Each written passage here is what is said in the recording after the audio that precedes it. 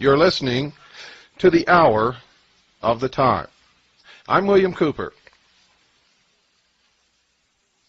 We're going to be talking tonight about what we found on our trip to the Luxor Hotel in Las Vegas, Nevada.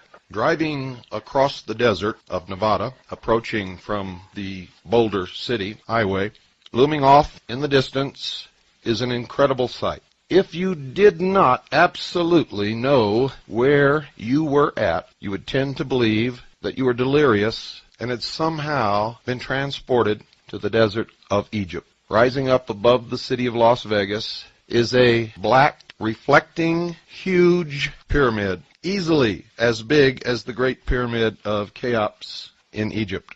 On the top of this pyramid is a crystal capstone, or what appears or looks like crystal capstone, reflecting the sunlight in every direction.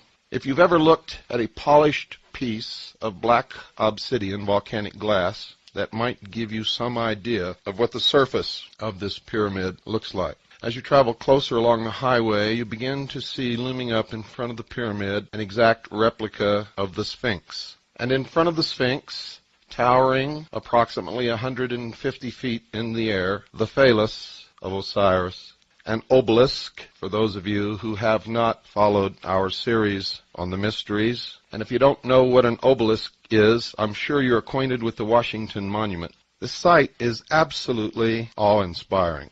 The sheer size of this structure is overwhelming. It covers an area so large that driving around it, one begins to wonder how in the world this could have ever been built, much less built in the short period of time that it was, in fact, assembled. During the time that the Luxor Hotel was under construction, a huge fence surrounded the area. They had armed guards on patrol. No one was allowed to watch the construction or see what was going on, except that part which loomed above the fence. No visitors were allowed to watch the construction, and no press was given access. When we first drove to the Luxor, went around this huge, tremendous complex upon which this hotel sits, and then finally went across the street, parked the car, put our press passes on the front of our garments, got out with our video cameras. I looked directly across the street and was confronted with the head of Tutankhamun, who then promptly winked at me. Everything about this ninth wonder of the world, for it truly is, I can assure you, leaves one with a sense of awe, a sense of disbelief, overwhelming beauty. It is, in fact, beautiful beyond description. What I'm trying to do here is convey to you what I saw, and there are not words enough to do it. Now, if you've listened to our series on Mystery Babylon, you know that the Egyptian pyramids were never tombs. They were not burial places or crypts for the bodies of kings or queens or anyone else. They were temples, great temples of the mystery religion, and they functioned for the purpose of initiation. I can assure you that the Luxor Hotel in Las Vegas is a temple of initiation for the masses, the millions upon millions of people who visit that city each year. Probably billions. Not just from America, but primarily from America, but also from around the world. For every single bit of symbolism connected with the mysteries is built into this hotel, beginning with the obelisk, which represents the generative force, the Sphinx, which is to remind mankind that he is, after all, only an animal, you can think, and therefore is always engaged in this constant battle between the animal and the intellect. And then the great temple of initiation, the pyramid, this one with capstone intact, crystalline in nature, representing, as the sun reflects and glints off of every faceted side of it, representing the all-seeing eye.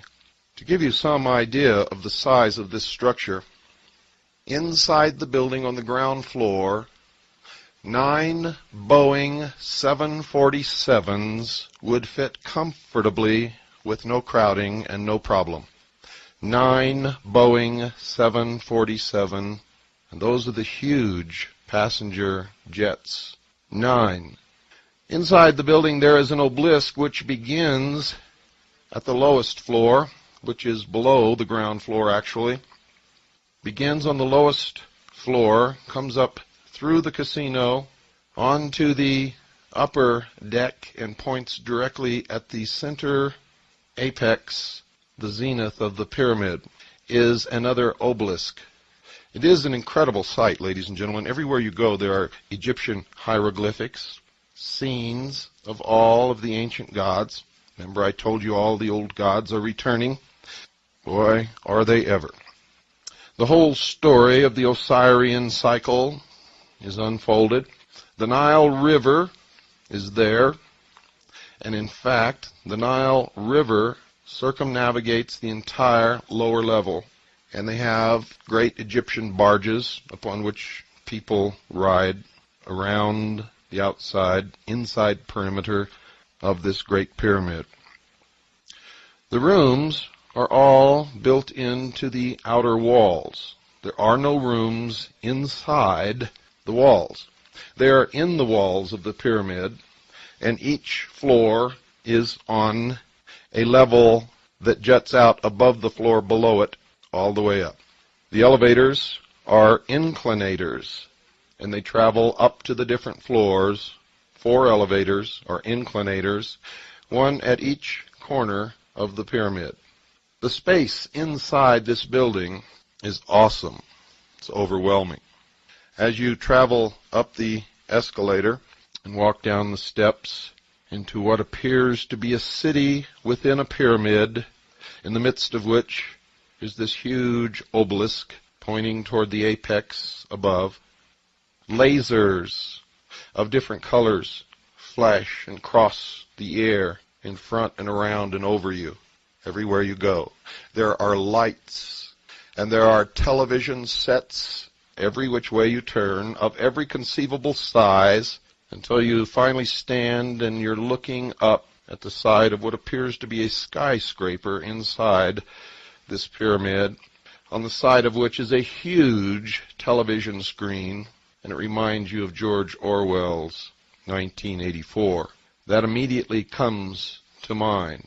For everywhere you look, there are eyes and television sets, just as what was described in 1984, or in Huxley's Brave New World.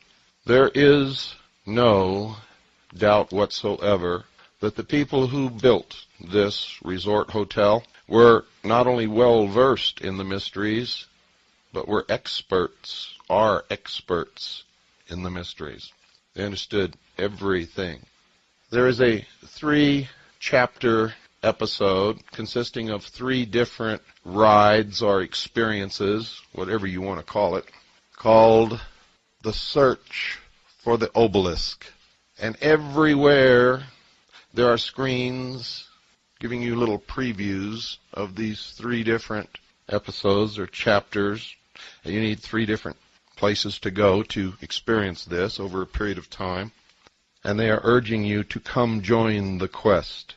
If you read my book and if you've paid attention during the Mystery Series broadcasts of the Hour of the Time, you know that at the heart and soul of all of what's happening in the world is the order of the quest. Benjamin Franklin talked about the order of the quest. He, in all actuality, was a member of the Order of the Quest. He was also a Freemason. He was also the Grand Master of the Lodge of 9 Muses. Thomas Jefferson was a member of this Order of the Quest, as was George Washington and just about every one of our forefathers. Come join the quest.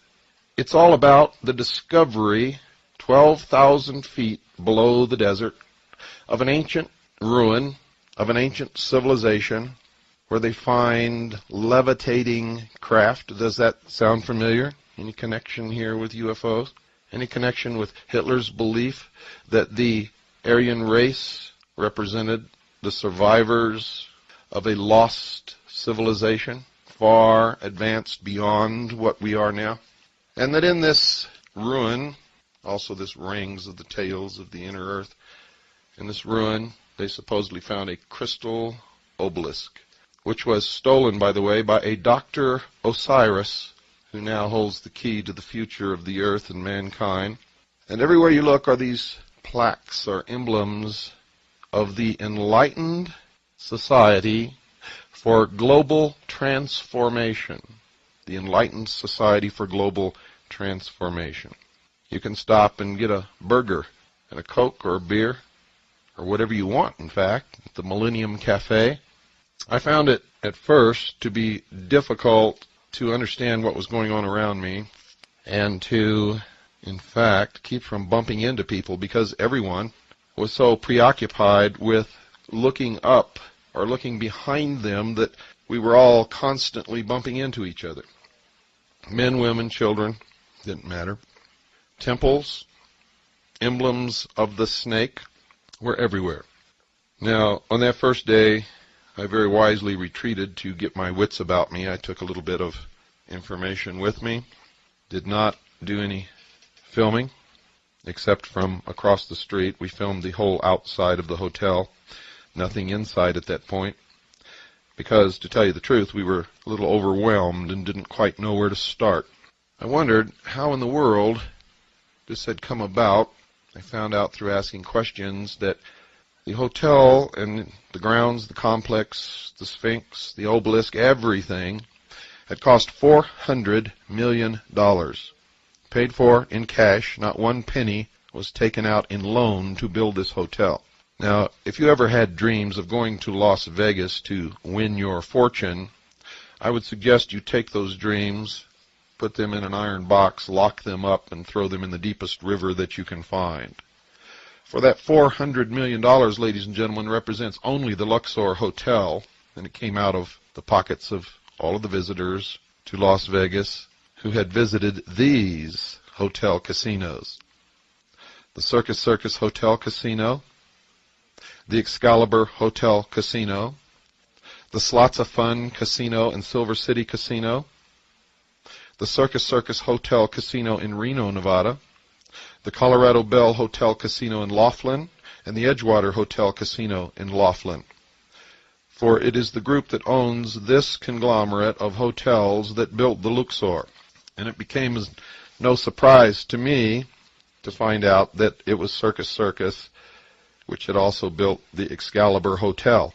Now, if you listen to our series on the mysteries, you know that the Roman circus was built to take the attention of the people away from the emperor, to give them the games, to quench their thirst for blood and excitement, so that when they went home at night they were exhausted and didn't feel like rebelling. And it served the emperor well for hundreds of years. So they built the Circus Hotel in Las Vegas, and then they built the Slots of Fun Casino, the Circus Hotel Casino in Reno, the Colorado Bell Hotel Casino in Laughlin, the Edgewater Hotel Casino in Laughlin, and then they went back to their theme and built the Excalibur Hotel in Las Vegas, which has to do all about the legend of King Arthur and the search for the Holy Grail, another quest. The Holy Grail in the mysteries has nothing to do with the cup that Jesus drank out of at the Last Supper. The Holy Grail in the mysteries, in fact, represents the bloodline of the house of David. Those believed by the mysteries to have the divine right to rule. I've said this many, many times before. I will say it again. Whoever rules the world in the New World Order will lay claim to the ancestry of the house of David.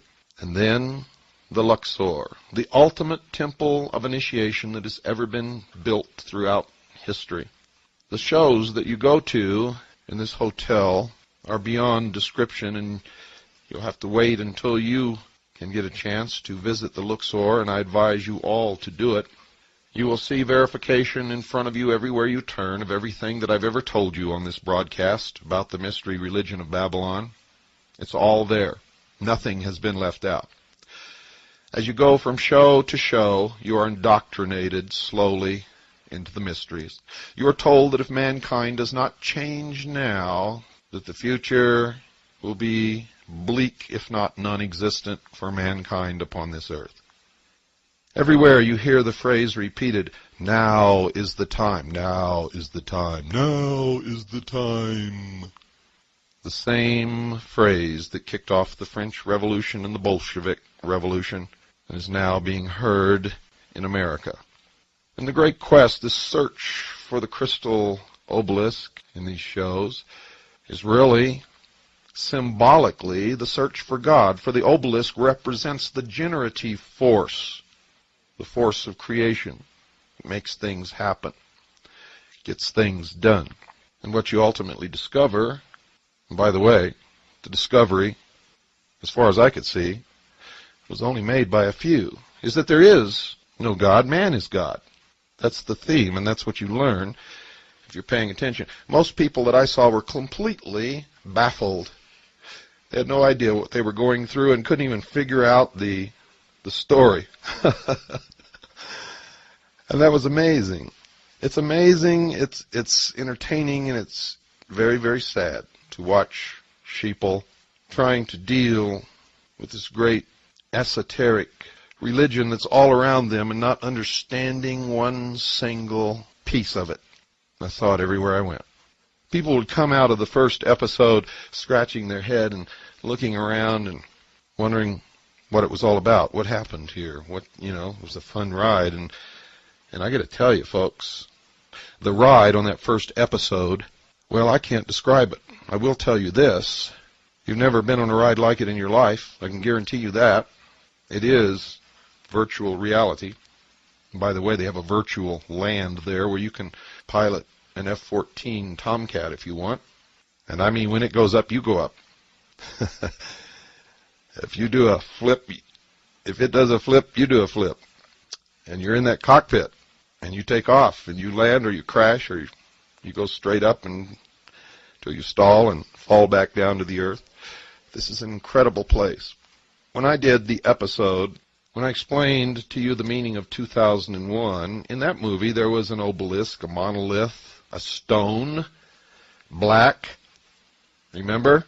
Smooth, shiny, everything was reflected in it. And remember when the astronaut went out to investigate it, he couldn't find an opening and finally pulled up a piece of it, looked inside, and there was another universe. Well, I got news for you, folks. That stone makes up, on the inside, a huge monolith, just like in the movie 2001, perfectly polished, as black could ever possibly be in your wildest, darkest nightmares. And it reflects everything that goes on. All of the lights and the laser beams that are flashing through the air are all reflected in this shiny, polished, smooth black stone. It resembles the stone in the meditation room of the United Nations. What you're hearing tonight, ladies and gentlemen, is the indoctrination of the masses, the sheeple, into the exoteric meaning. Not the esoteric, mind you. Only those of us who have been studying that for many years really understand what we're looking at. But the public is being prepared for the New World religion. Make no mistake about that. And we all must prepare for what's coming. For what is coming, for many of us, is not going to be good. Many people will embrace the New World Order and the New World religion. They will not have to think anymore. They will not have to be responsible. Of course, they will have no freedoms.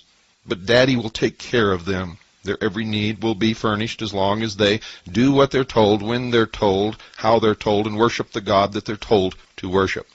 Those people will be happy, but many of us will not be happy under those circumstances, and we need to prepare ourselves for the hardships and the trauma that is coming.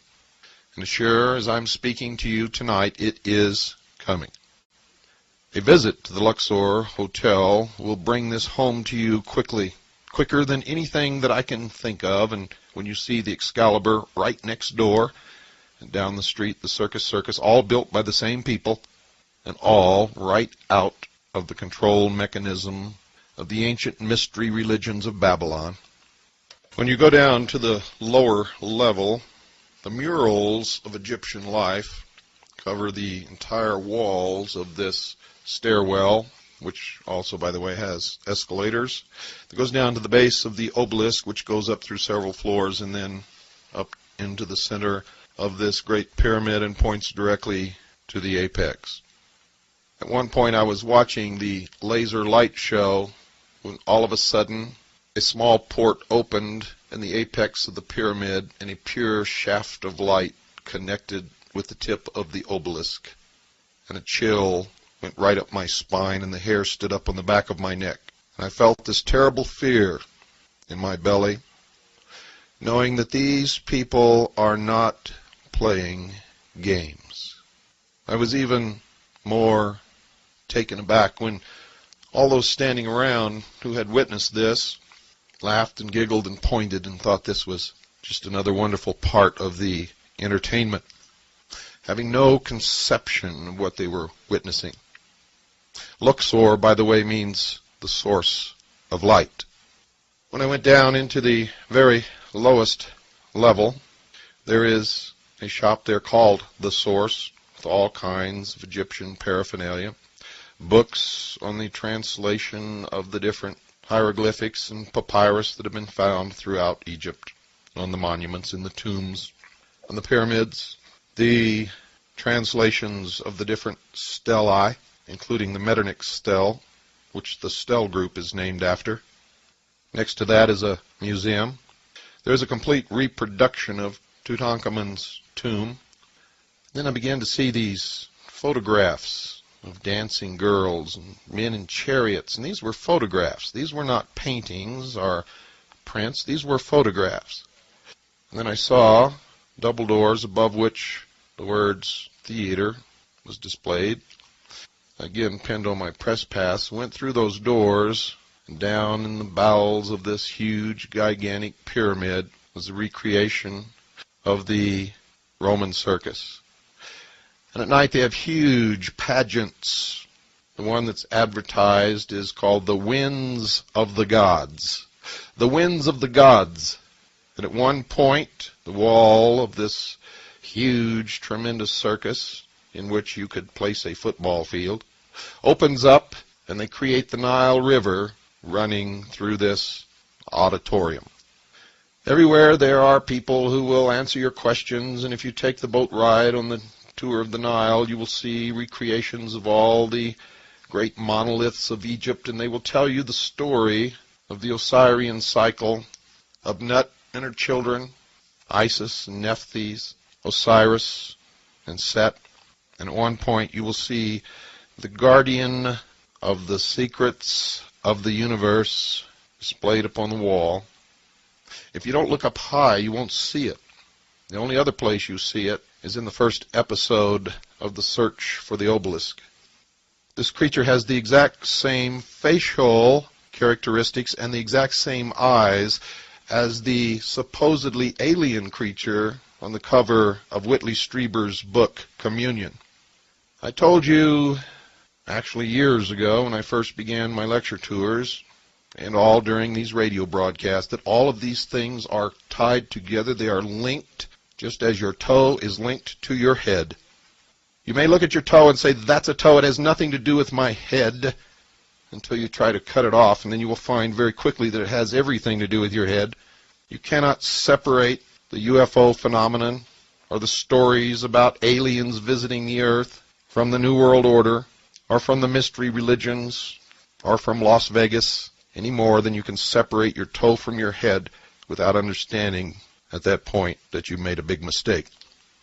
In the Luxor, you can see all of this come together. It comes together very well.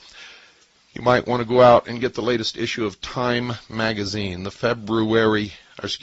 January 10th, 1994 issue of Time magazine. That's the January 10th, 1994 issue of Time magazine. On the cover, you will see what I'm talking about.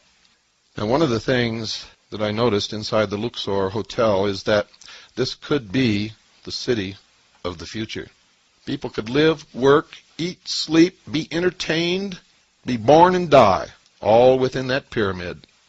All within that pyramid. Something else was going on, ladies and gentlemen. that was insidious in nature. Remember, I told you this is a temple of initiation into the new world religion, the new age religion, into the brave new world, as Aldous Huxley would have called it, and did call it in his book. It came a decade late for George Orwell, but nevertheless it is the same. People are herded like cattle through these things that they pay to see. They're treated like stupid sheeple. And something else occurs that was so significant, I looked around me and could not believe that no one there but me understood what was happening. You go down to the lower level to a counter there and you buy your ticket for these things. And everything has to have this ticket. You are told to hold the ticket in your right hand. It has the UPC on the ticket. You're told not to hold it in your left hand. You must hold it in your right hand with the UPC facing outward from your hand. Every time you go into one of these events, one of these rides on the Nile River ride or the 3 episodes or anything, there's a scanner under which you are told to pass your hand, and it reads the UPC code on the ticket. There is an attendant standing there. They will not take your ticket and pass it under the scanner for you. You are to do that. It is a form of indoctrination, getting you used to passing your hand under a scanner to get something in return. It is a Pavlovian conditioning. You do it enough, you think nothing of it. And eventually that ticket will disappear, and whatever is being scanned will be in your hand. You see, even when you have trouble and you're not holding the ticket right, they tell you to pass it again, do it again, do it again, do it again, try it again. Only when it becomes obvious that people behind are getting very upset with you holding up the line will the attendant take the ticket and pass it under the scanner for you. For this is a form of conditioning, and you cannot be conditioned if they do it for you. Everything in the Luxor Hotel is an indication of what is to come. Everything. I went into the casino on this day. Forgot to tell you I was filmed everything, wore my press pass, and went everywhere. Anywhere I wanted to go, I was treated courteously. People opened doors for me. People offered to set up props for me. In the casino, around the center where the obelisk goes up through the ceiling, there are all the reproductions of the beautiful golden mummy cases and the masks, the death masks. I turned around and saw 2 obelisks on each side of a small stairway and a jackal, and then a door in front which looked like a tomb was actually an elevator that goes up 1 floor into the Isis restaurant. So I went up there. It was too dark to videotape up there, but I took still pictures, and they will be in the videotape. We will videotape the still pictures. It is one of the most beautiful foyers that I've ever seen, with ancient Egyptian art, pieces of jewelry in glass cases.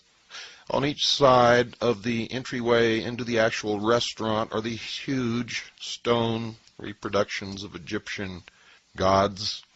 There are brass, they look like gold, and they may be gold-leafed, snake heads on the ends of all the furniture, cobra.